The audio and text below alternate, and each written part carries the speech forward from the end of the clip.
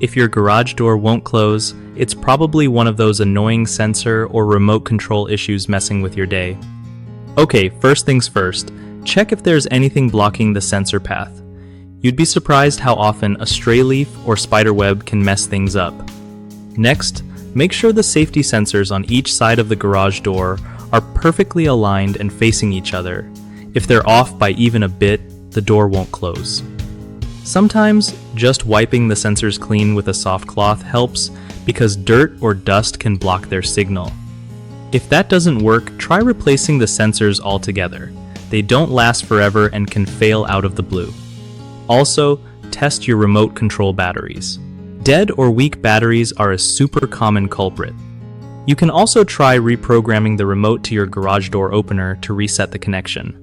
Finally, manually open and close the door using the release handle to make sure the door itself isn't stuck or jammed. One of the biggest problems people face when their garage door won't close includes dirty or misaligned safety sensors causing a false obstruction signal. Fix this by cleaning and realigning them carefully. Another top issue is failing or dead remote control batteries, so swapping those out can bring your setup back to life quickly. Lastly, sometimes the sensors themselves are faulty and just need replacing. Cheap replacements online usually do the trick and are easy to install without professional help.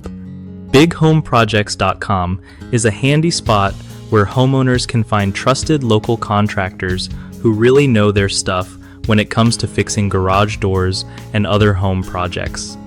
Plus, contractors get a chance to connect with clients looking for reliable help, making it a win-win for everyone involved.